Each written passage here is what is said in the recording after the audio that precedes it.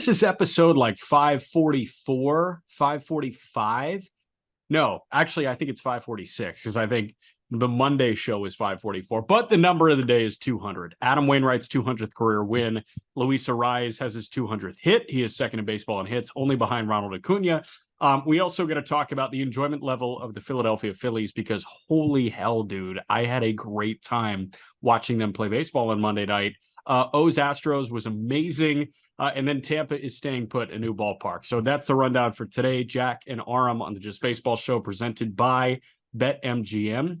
You're getting out to Nash Vegas a little bit later this week. And I know we haven't talked about that yet, but you're going to go see the Shrimpies take on the Nashville Sounds. Yeah. And you're taking in the last week of minor league baseball. Congratulations. Yeah, man. Special weekend here. I do get to see Jackson Chourio in his first AAA series. So I'm excited about that. But yeah, it's wild that it's already done. The season's wrapped up. I've never been to Nashville either. So I'm sure I'll hate it. But I'm looking forward to exploring. So I know you're not going to listen to me, but I said Broadway you do not need to do. Like Broadway is Times Square. It is the most overrated thing ever. But if you go to a neighborhood called The Gulch, it is bougie and it is like, hey, get a nice cocktail and just vibe, man. And that's almost like the elevated version of Nashville. And I think you would love The Gulch. So let's talk about it. Also, if you have any Nashville recommendations in the YouTube comments, I know Hattie B's is like probably the hot chicken spot to go to. You have to do some hot chicken when you're down there. Are you a spice guy? It can't be too spicy. It hurts my tummy. But yeah, Nashville recommendations on Twitter, YouTube, please let me know. I'll be out there for a little bit. And if you want to kind of see what's going on, I'm going to be writing up my thoughts on Chourio and stuff like that as I get that live look. So looking forward to that. And checking off another interesting city. I think the bachelorette capital of the country, right? Yeah. Is that fair? That's part of the reason why I'm like nervously dreading it because I'm like, oh my God, this place is going to piss me off. But I think it'll be fun and I'm looking forward to it. It's probably going to piss you off, but just have a couple more of those. It's like a chocolate milkshake bourbon type thing. It's really good. I'm blanking on the name of it. It's cowboy cosplay out there, but I'm looking forward to it. And like buy a cheap hat and throw it away when you get to the airport, and you're going to have a great time. I assume Adam Wainwright is going to be performing at a couple of bars on Broadway next year. After it's an 11-track country album that I think he's putting out, or maybe 15 tracks. It's like a full-blown album that he's putting out. But before he puts out the album and before he has his special concert this weekend at Busch Stadium, he collected win number 200. And we were just looking before we hit the record button. This was his first scoreless outing in over a year. August 18th was his previous scoreless outing. And we had this conversation after win 199. I was like, I don't think he gets it. It took 12 starts in between wins. Opponents were hitting 354 with an OPS 1 point better than Acuna. Like it was so hard to get to 199. But you said, I think he gets it because baseball has this weird way of itself sorting out. And this was divine intervention if I've ever seen it. 7 shutout innings against the Milwaukee Brewers. Are you kidding me? It's if it was against a different team, like if it was against a team that was out of the hunt, I'd almost be like they mailed it in. Like I'd be putting my tinfoil cap on. But no, he did against the Brewers, who they're trying to win ball games right now. They're not giving ball games away. I can promise you. But yeah, it is just the way this beautiful and horrible sport is. And this is one of the beautiful points. It just has its way of sorting itself out. And this was exactly that. I mean, this guy didn't pick up a win. So before he picked up the back-to-back wins, the last win that he had came on June 17th.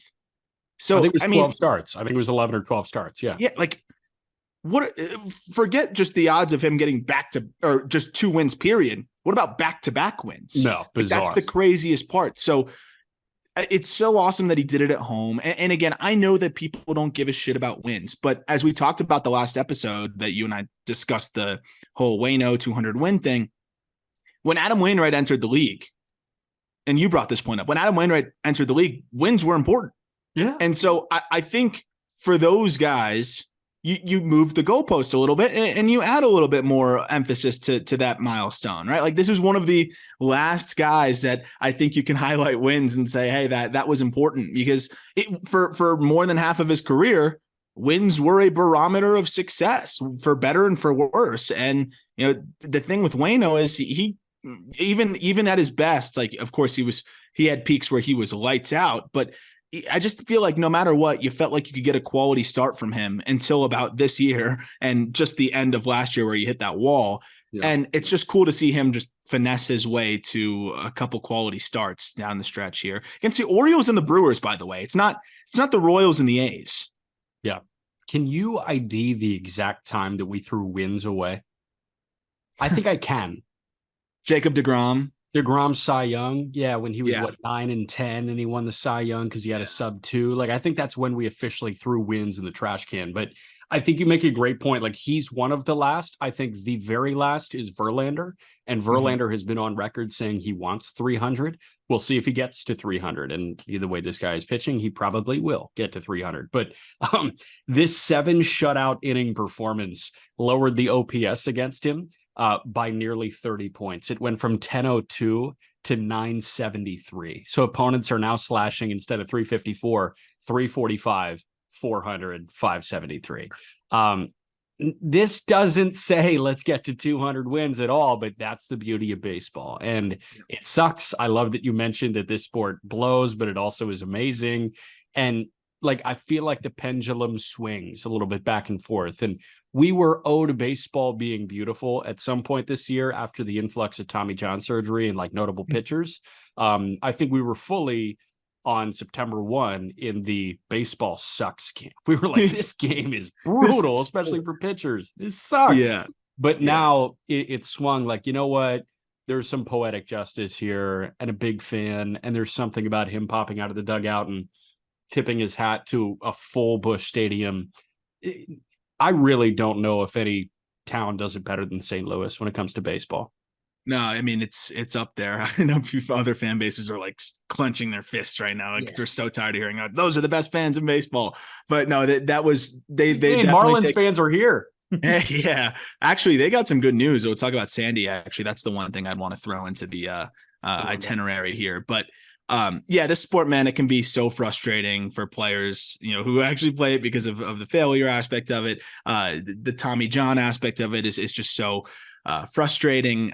But to see somebody like Waino finish this season on such a high note, and he earned and deserves every bit of that moment, especially with how ugly this year has been overall. It's just so nice to see it end on a positive, because I'll be honest, man, when I was in London and I was early in the season watching that series against the Cubs and seeing Waino throw there, I was like sad. I was like legitimately sad because like, oh man, this guy's cooked. He shouldn't have come out. This is going to be a long year, or he's going to be sent down. And realistically, if the Cardinals were in the hunt, he wouldn't be pitching still. But that's the one silver lining of them not being in the hunt, is he got to keep going every 5th day and worked his way to 200 wins. So congratulations to Waino. By all accounts, I've never met him, but there's very few guys I've seen that are more consensus, like good guy, than Adam Wainwright. And by everything that I've just seen on video, conversations, whatever, seems to back it up. He seems just like a fantastic dude. So he deserves every bit of that.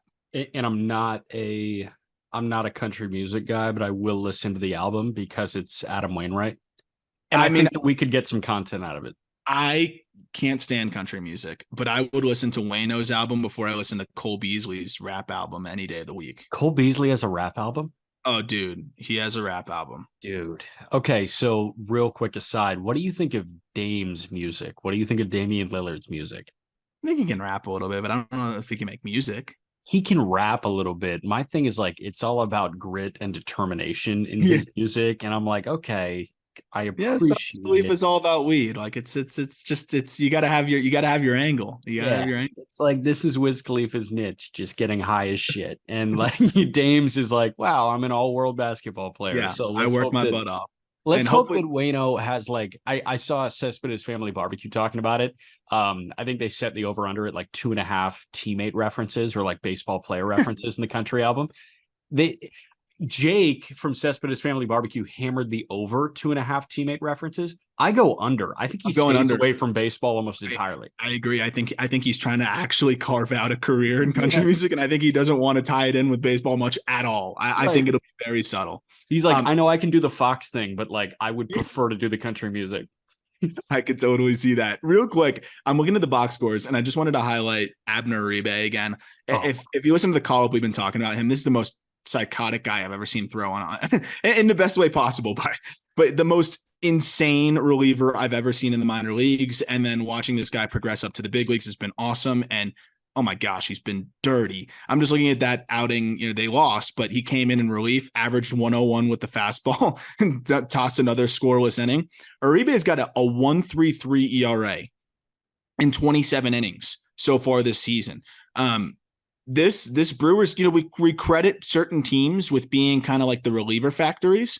And I think you got to start looking at the Brewers. I mean, I know that everybody's respected the Brewers for some of the relievers that they've been able to churn out, but I think the way that they've reloaded, because when we were talking about going into this year, there were some questions like, okay, how good is that bullpen outside of one or two guys? Like how good are the 6th, 7th, 8th inning guys, or at least the 6th and 7th inning guys? And they've been able to just piece it together and kind of replenish this bullpen. And I think the Brewers might be in that same conversation of like, hey, they can just spawn some bullpen arms. I mean, even trading for Joel Payamps and getting what they've gotten out of him for most of this year, I want to put the Brewers in the conversation of like, this is another bullpen factory. Yeah, I mean, Abner Uribe, he's probably the closest thing to what is it, Ricky Vaughn, Wild Thing, Charlie Sheen in Major League, Ricky Vaughn. Yeah. He's the closest thing to Wild Thing that I think we've got, but they could be turning into this bullpen factory. And I mean, I feel like they're going to keep producing those guys. They're just so hard to identify coming up because they're never relievers coming up. Like the one reliever that I think that we've identified this year that like is going to come up and be a good reliever in Major League Baseball is Orion Kerkering in the Phillies org. And like just got promoted to AAA. Yeah, I know. I mean, we talked about him, I think, in April or May, and then all of a sudden he's just shot up and he's like there. But it's so hard to identify those guys. Uribe, you found this year in double because he was just 102 with a nasty slider. And now look at him. Like he's going to throw big innings in the NLDS. Which is terrifying. Well, yeah, I know it's terrifying, but like that's kind of what makes it fun. And the Guardians kind of do it. Like Angel De Los Santos, I couldn't have told you who that guy was until he had like a 2 through 30 career appearances in the big leagues. So, yeah, I mean, I would say they're for sure going to keep it going, but it's so beyond my level of thinking. A, because I'm an idiot, but B, because I feel like it's really hard to identify those guys before they even get there. So kudos to you for finding out who the fuck Abner Uribe was before he got to the big leagues. You didn't ID Hobie Milner to have a 1.92 this year out of the Brewers bullpen. I think he's here. I think he's from like sidearm on the left side, right? I think. But again, that's just like, another dude. I tune out by the 7th inning because I'm like, all right, if it's not Uribe or Devin, I'm not like present mentally. Trevor McGill, he's got a 3, but the underlying are even stronger. He's striking out 13 per 9. He's throwing like triple digits. Honestly, no, fuck it. I'm putting Brewers in. They are in the reliever factory. Bucket for me now. So done. Trevor McGill was throwing for the St. Paul Saints, and he was like 99, and he's 6'8", and I was like, okay, yeah, this is going to play somewhere. So I did get in on Trevor McGill on the ground floor. But Williams, Payamps, Elvis Peguero's been solid. Milner's been lights out. McGill, Uribe, they trade for Chafin. And then, I mean, that is a long bullpen. And I think that's an underrated aspect of this Brewers team. And then even Bryce Wilson. Bryce Wilson's thrown 72 innings this year to 2.6. Underlying numbers aren't as good, but that's like your middle reliever. So this bullpen can I think really give them some, I would say, other ways to win a series, because you're hoping that it's Burns, Woodruff, Peralta. And that in itself is as good of a I think 3-headed monster is anybody in the playoffs. But if one of those guys falters, or if you don't want to throw someone on short rest, you could probably go with a bullpen game with some of these guys, or they could bail out a rough start and this bullpen plays. So I just wanted to highlight that real quick, because I've been shocked at how good this whole pen is. And I think it makes the Brewers a little bit more fortified. Yeah, no, I think it's great. I know Garrett Mitchell's in a rehab. If I'm not mistaken, Ashby just kind of finished up the Double A season with Biloxi. He's on a rehab right now. He sucked in his last appearance with Biloxi, but before that, it was kind of all systems go. Ashby, you can't bank on him at all, and I don't know who you would take out to put Ashby in, but he doesn't look like a starting pitcher. And if this guy can be a good reliever for the next 5 years for you, I know they extended him. Man, I think the Brewers are really set up well. And Bryce Wilson, like, he's a mop-up man. Every team in baseball needs a mop-up man. Do you remember how freaking good Yusmeiro Petit was at points and how valuable he was? He was like the last of the real ones in terms of bridge men. And I think everybody needs the idea of a long reliever is kind of gone. Yeah. But the Brewers have saved some games because they can turn to a long reliever like that, whether it was Hauser, whether it's Bryce Wilson. I think that guy's still plenty valuable. 100%. So, all right, Luis Arraez, 200 hits for the Marlin. He is the second guy to 200 in Major League Baseball this year. Luis Arraez, he's been a singles machine, man. And I pulled up StatMuse, which is such a fun website to just click around on. 25 guys. I've got 1, 2, 3, 4, I think 5 guys here that were in 2020, but including the 2020 season, there have been 25 guys to hit 335 or better since 2010. Luis Arraez has the second lowest slugging percentage of that group of 25, only ahead of 2014 Jose Altuve, hit 341 with a 453 slug. He's doing it in a throwback way. He's doing it in a fun way. And man, like, that guy, I'm sure, set out for the season goal of 200 hits. It's always a lofty goal because only 3 or 4 guys get to it in a given year, maybe even fewer now. But the fact that he got to it is a testament to the best bat to ball season we've seen in quite some time. I mean, definitely. And he's a 201 now. And it's been cool just seeing every time you think he's going to slow down, he heats back up. And been a little bit of a rough stretch, and now back over 350 and now up to 354. The funny thing is, you mentioned the slug. I would have thought his slug would be even worse. 471 slug is pretty good, all things considered. It's funny. I guess the group of hitters that you grab there are just some of the best hitters in the game at that point that have hit that high. I feel like once you get to that high of an average, most of those guys are just the best hitters, period, and hit bombs. Like Hanley Ramirez, I think, is on that list. He hit a bunch of bombs that year. You probably have Miggy. You probably have like some of the all-time best all-around hitters. Okay, so 4 guys since 2010 have hit 350 or better. 2 of them were in 2020. DJ LeMahieu hit 364 in 2020. 2020 doesn't count. I know, Juan Soto. So 2 guys since 2010 have hit 350 or better. Luis Arraez is hitting 354. Can you name the other one? He hit 359 with 32 homers and 100 driven in 2010. In 2010, 359. 1044 OPS. Well, I don't want to say no. What was the year that Freddie Sanchez did that crazy thing? It was not Freddie Sanchez. I'm blanking on when Freddie Sanchez did it, but he didn't slug. He won a batting title. Freddie Sanchez won a batting title. I know, but he didn't slug like that. No, he didn't slug like that. This guy, 2010, hit 359, 40 doubles, 32 homers. Is that not Josh Hamilton? It is Josh Hamilton, 2010 Texas. Dude, every time I look at his baseball reference page, it gives me a headache because it's so sad. It's frustrating. It's so frustrating. Just what he could have been on a full career path, 15 years. He could have been one of the best to ever do it. That was when I talked about with Jeff Conine. And Jeff was with the Reds when Josh Hamilton made like that comeback and was kind of making his debut, I'm pretty sure. Yeah. And he was like, that guy swings the bat like few I've ever seen. So he said top handful, maybe even top 3 in terms of most impressive hitters he ever played with. And he played with some dudes. So there were some draft stories about Josh Hamilton. And I think it was Hamilton went 1-1, Josh Beckett went 1-2, and then Eric Munson went 3rd, who's the current hitting coach for the Indianapolis Indians. But it was Beckett, Hamilton. And I heard like these crazy draft stories, and it might be fable, like it might just be made up because he was that good, but kind of aligning with the special thing about Josh Hamilton. I heard this guy during some of his draft workouts when he was in high school would put a tee on home plate and pump balls dead center and leave Yeah, the I yard off the totally buy tee it. dead center. Totally buy it. No one does that. No, I totally buy that. I totally that absolutely happened. He's that kind of dude. Like he had that kind of bat speed. It's one of the nicest swings you're gonna find. That's cool. Yeah. Yeah, But well, just at least he had a couple awesome seasons. I don't even think he thought that he'd get there at some points. So, no. I mean, Rule 5 draft pick technically. Yeah. But just wrapping up on Arraez, man, like this guy, he slaps the ball around the ballpark. The thing that fascinates me most is what before every pitch, he scans the field foul line to foul line. He does a quick gaze left to right, foul pole to foul pole, just like seeing where the defense is positioned.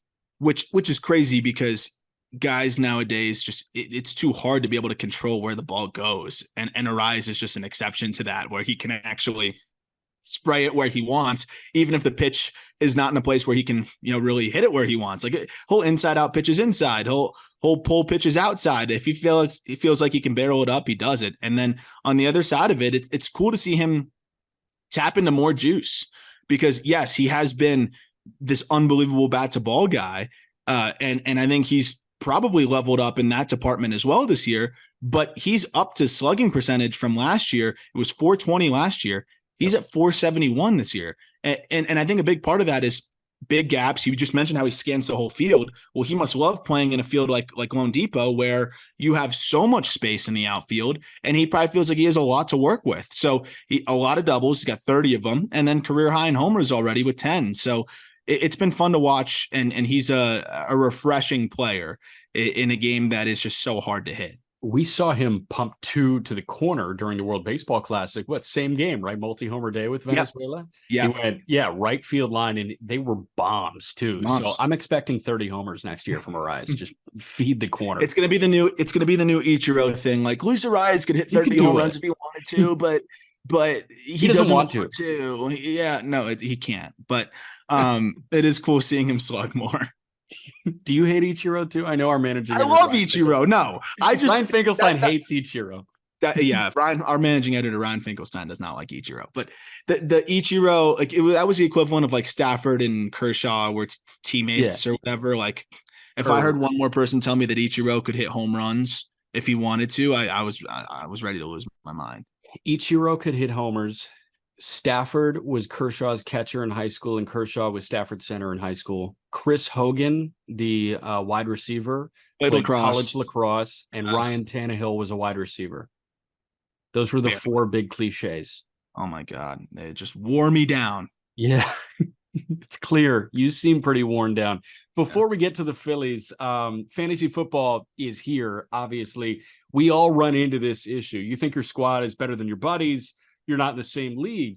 How can you take home bragging rights over your buddy? Your solution is Verse Gaming. Their unique platform allows you and your friends to sync your fantasy football team directly from ESPN, Yahoo, or Sleeper and play head-to-head matchups against league mates. Even better, Verse is going to formulate gambling lines for your specific matchup with your buddy. So, Arm, if I'm playing you, I can bet that I'll cover my plus 10.5 against you because for some reason you gypped me in the draft process.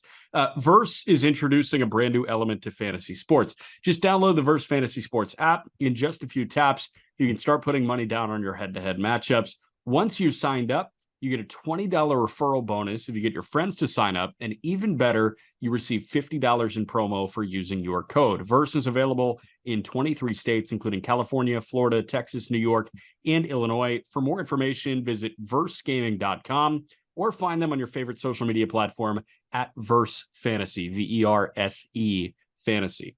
Do you want in? Yes, sir. Okay. I feel like I have to answer that rhtorical question. It is a rhetorical question. It's their tagline, but it's like, yeah, I want in.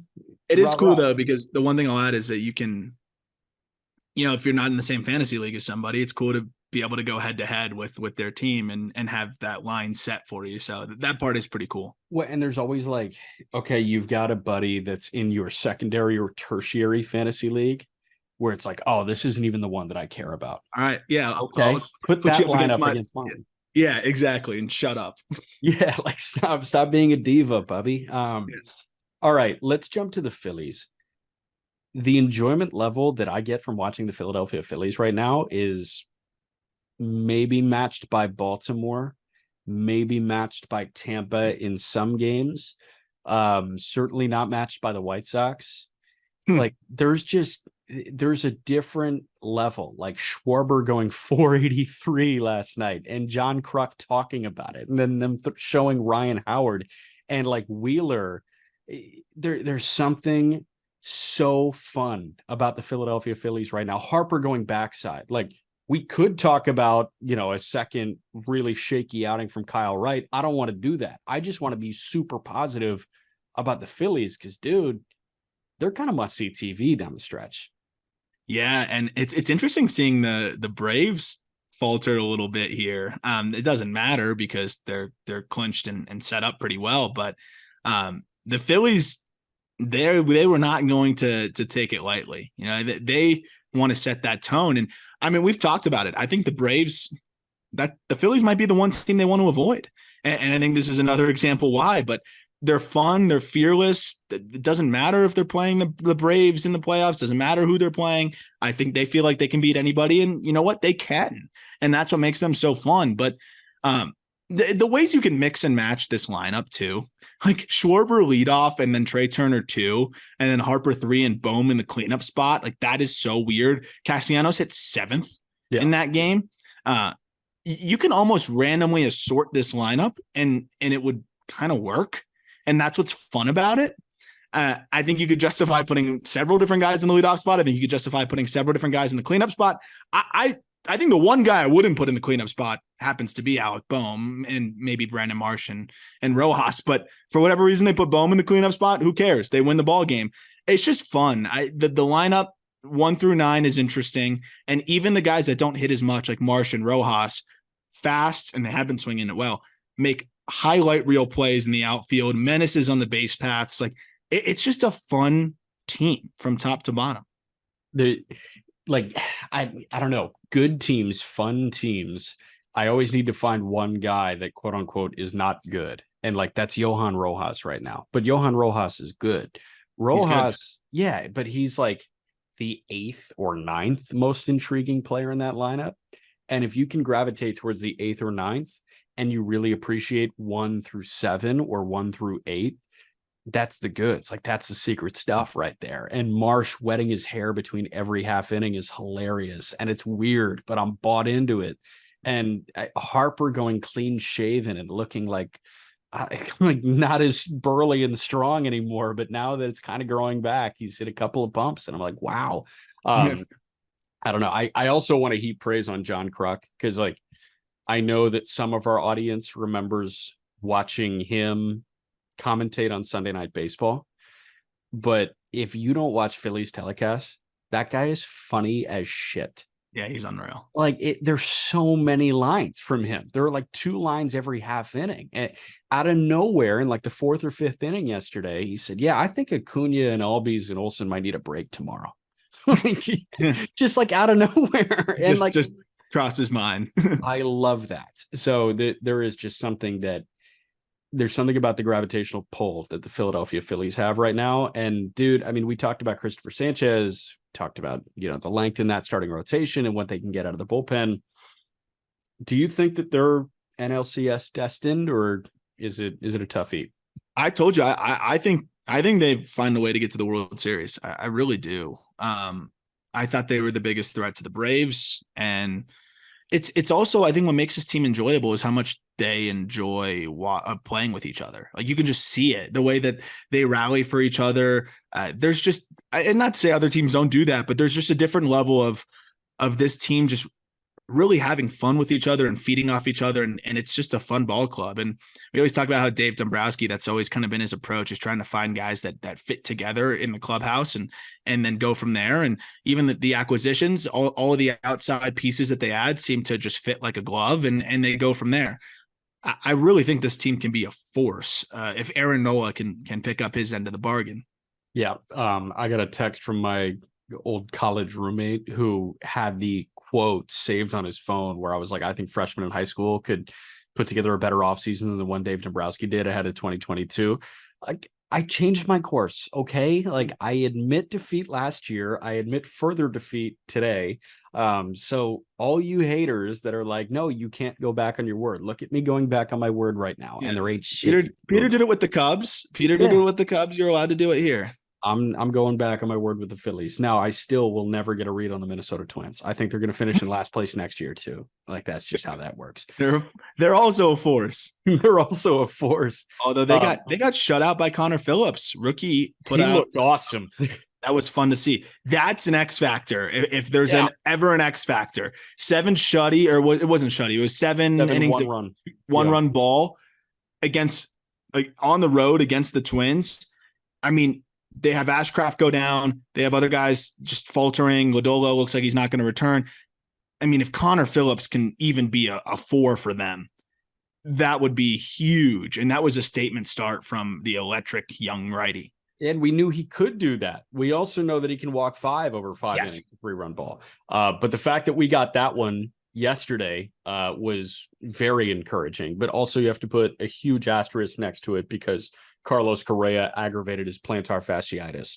So he didn't hit Correa twice. So it really doesn't count. Dude. Royce Lewis went yard again, real quick. Royce Lewis went yard again. Wax poetic about that, bad man. He's unbelievable. It's just about health at this point. I'm telling you, when he was making that progress towards, hey, wow, he's starting to swing the bat now. He looks like he'd be a big league piece. This was, a year and a half, 2 years ago. I was floored at the exit velocities. And then I was also floored at the contact rates, how much they had improved. He had the big leg kick and moving parts, and he quieted that all down. And when you basically quiet all of your extraneous moves down and still put up 114 mile per hour exit velocities, it's like, okay, this guy just made moves to make himself make more contact and no power was sacrificed. That'll play. And that's exactly what we've seen. For this guy to come back from multiple ACLs, all of the injuries that he's had, all of the just frustrations. You mentioned Correa. Correa loves this dude. I've seen so many interviews where Correa just like wants to take him under his wing because he sees what he can be and sees the mental makeup of Royce Lewis.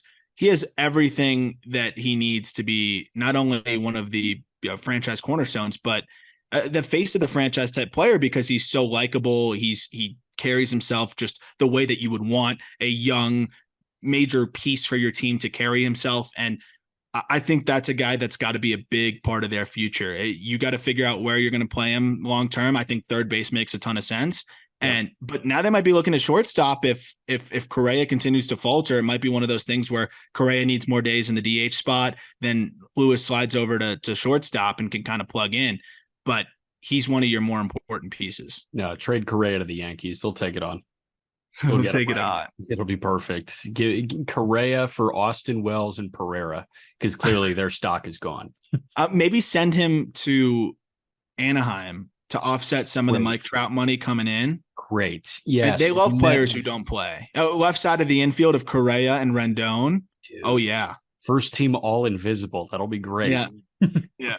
O's Astros last night was excellent, or Monday night was excellent. And Baltimore won it 8-7. It was a comeback win. Cedric Mullins with a huge 3-run bomb. That was John Means, who massaged his way through, I think, 6 innings of 1-run ball or 5 innings of 1-run ball, had 1 punch out.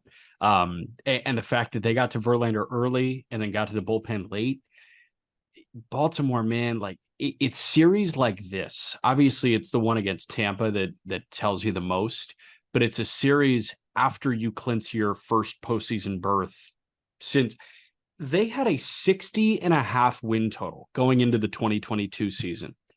And everybody was taking the under on that win total. And now they clinched 2 weeks out of the end of the regular season. So I was thinking, all right, like Heston Kjerstad was getting sprayed with olive oil in a laundry bin. They're going to lose on Monday because that happened on Sunday. And the fact that they pull this comeback win out of their ass on Monday night, some crazy's going on with Baltimore right now. Kjerstad 2 for 5. Yeah. Even his outs were loud. Ryan O'Hearn. Ryan O'Hearn had a 5-hit day. 5 for 5. Ryan O'Hearn. That's insane. Gunnar Henderson 3 for 5. It's just talk about a lineup that just won through almost 9. Mateo, I guess, is a 9 hitter. It's fast, I guess, but just it's an exhausting lineup for a pitcher. And the fact that they are just never really out of it. You mentioned they get to Verlander for 3, then they get to Montero for 2, and then they get to Presley for 3.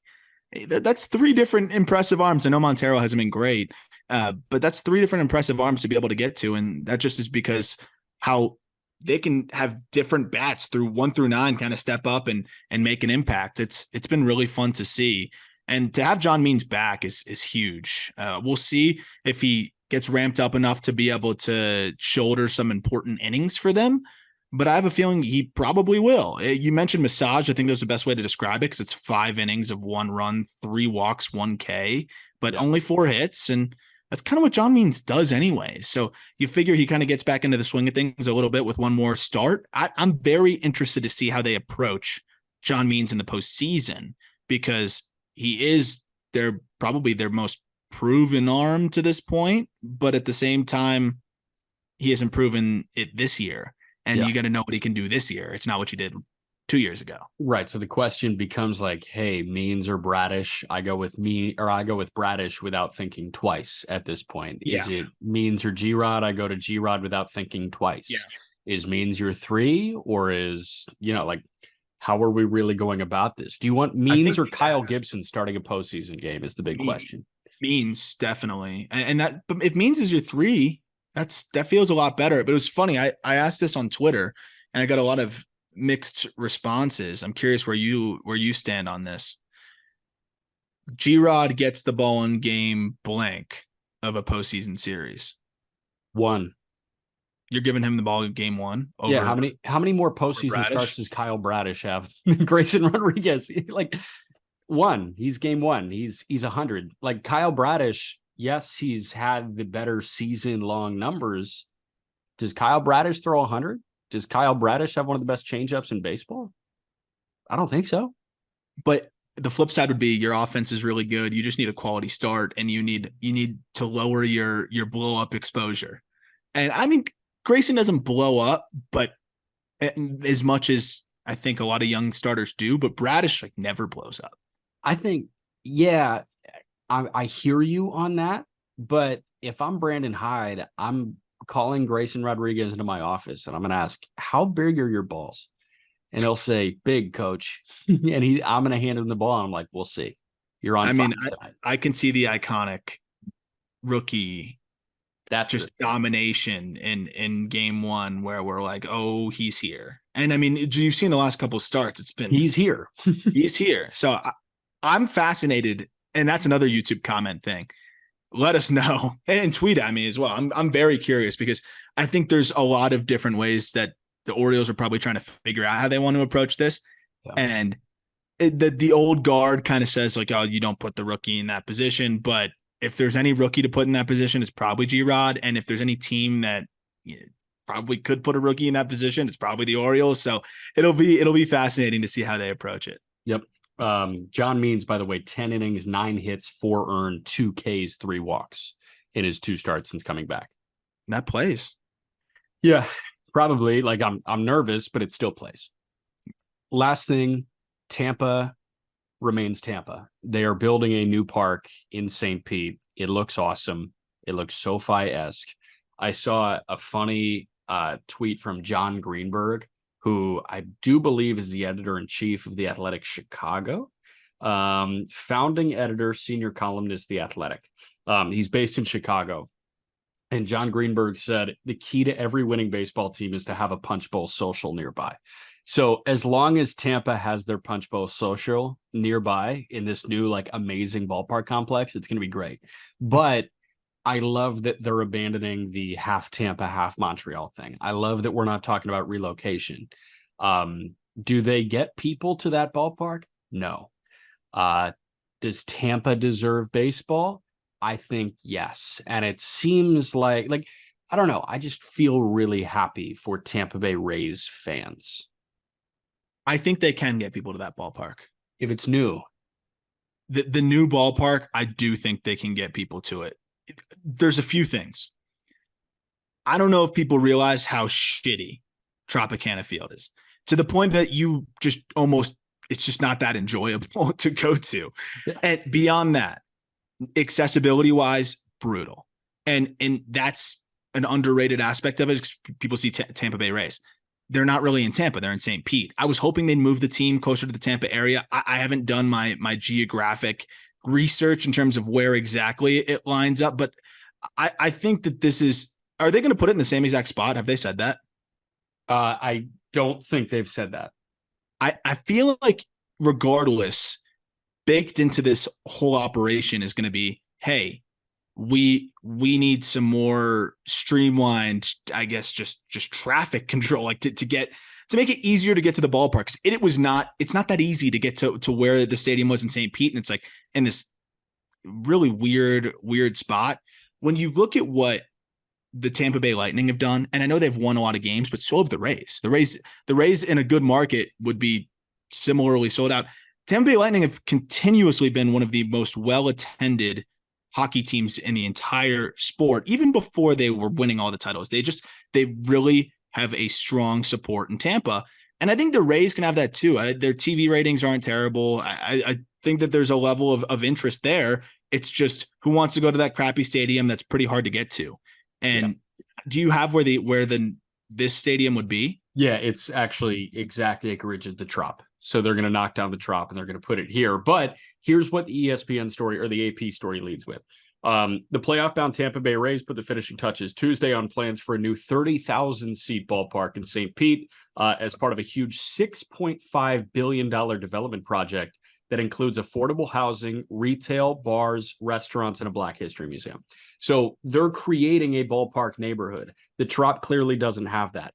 Ballparks with ballpark neighborhoods do better than ballparks without ballpark neighborhoods. Well, imagine the sell of, hey, let's go to this area where there's nothing going on. It's not that easy to get to, and there's nothing to do around the stadium. So you got to go into the stadium the second you get there. And by the way, it's one of the shittiest stadiums in baseball. Yeah. So it just that selling point alone just makes it really hard for people to go. And when you have this whole area and a new stadium, and I think with the excitement around the team, and they'll probably spend a little bit more, I think this is great. And more importantly, like you said, fans in Tampa deserve this. And it was so tough seeing the way Oakland has gone and how MLB has pushed them to Vegas so quickly without the necessary. It's usually so much harder to move a franchise. It was so easy for Rob Manfred and co. To move Oakland. I'm glad that we saw Tampa fight through this and actually end up keeping the team where it is. And more importantly, I think this is a great project that will make baseball more supported and more successful in Tampa, because the team ain't going anywhere, and right. They're going to be good for a while. And that's the hardest part, is usually it's like, okay, we have a new stadium, we need to win.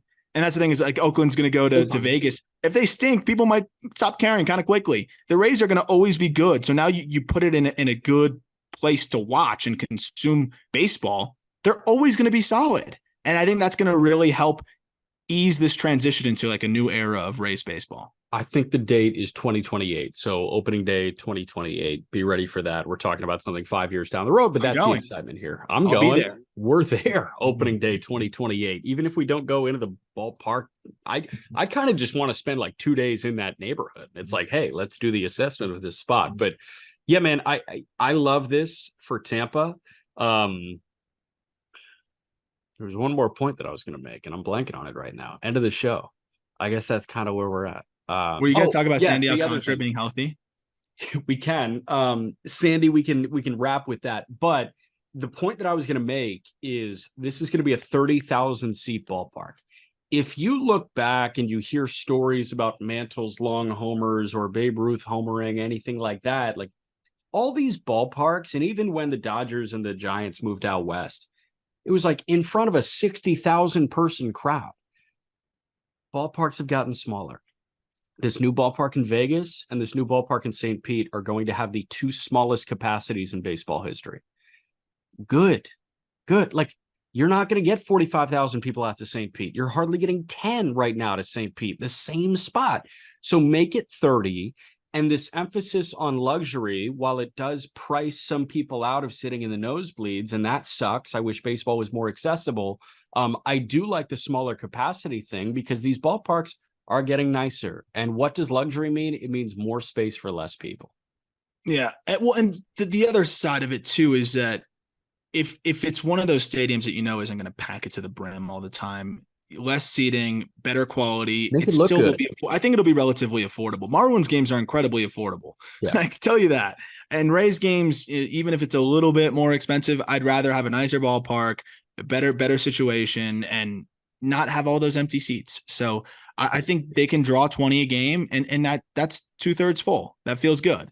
And that's exactly where I think they're hoping to be. All right. Encouraging Reese Sandy to wrap. Yeah, I don't even know how to feel about it because part of me is just to get right for next year. But if Sandy Alcantara has been throwing, and for those who don't know, it was an elbow UCL sprain. And I mean, we know this guy's a freak, and we know that he's just he's a workhorse, and pretty much started throwing a week after, and now he's throwing a bullpen and feels good. And apparently he's hopeful and confident. He told our friends at Fish on First that he's pretty confident that he'll be able to come back and throw. And I don't know how to feel about that because what does that look like? It's already been a kind of a tumultuous year for him. But on the other side of it, it's, you're probably going to need all hands on deck, and Sandy needs to get the ball game one. It's just, it's a weird spot to be because when you're in the playoffs, how much do you stretch? If you make the playoffs, how much do you stretch this guy out? How do you use him? Is it worth the risk? There's a lot of interesting nuance to it, I think. He's going to go 7 innings in the postseason. You know that. Yeah. And if they make it, yeah. And is that going to be good for him? Probably not.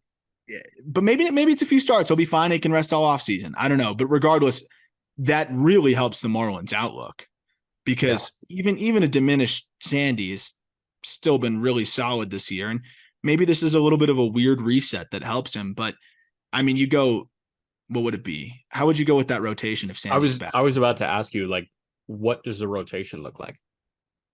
I mean, here's another one. Who gets the ball game one? It's got to be Sandy. So Sandy game one, Yuri Perez game two, Luzardo game three. I would lean Luzardo game two. Okay. So Sandy 1, Luzardo 2, Yuri 3, and then Garrett is the swingman? Yeah. It's pretty good. That's really good. Yeah. That's really good. Yeah. Damn. All right, man. Let's hope Sandy comes back and is sitting, 98. If Sandy comes back and his first sinker is 94, I'm turning the game off. Are you actually? I might. I'd be nervous. It's nerve-wracking. If he comes back and it's it's 93, and then the next one's 94, and the next one's 93, I'm like, shit, you shouldn't be doing this. He's the kind of guy too that'll be like, I'm good. No, you're not. No, you're not. You're not. I in the best way possible. If I were his manager, I wouldn't trust him at all in terms of hey, how you feeling today? He's lying to my face every single. He's that kind of guy, and that's why it's funny when people were talking about the whole George Kirby thing. Like, oh yeah, pitchers nowadays this is the new mentality. I'm like, no, it's not. Like guys like Sandy, and there's a lot of guys like Sandy and Cole and those types of dudes. They want the fucking ball, and you got to pry it out of their hands, and they usually let themselves get hurt to that point of how much they want to throw. So I hope it's not that. I know that they're being very careful and they're watching him very closely, and hopefully Sandy is just actually feeling great. Yeah. All right. That's it for today. I think it's Peter and I back tomorrow. We'll see. I've got a day game, so it'll be some assortment of the two of us and then all three for the Friday episode, but every link you need is in the episode description. Get your merch. I love my hat. First time wearing a hat in a minute. First time wearing a just baseball hat in a minute. And Peter cannot accuse me of hating the company right now. I think we'll talk to you tomorrow. Bye, guys.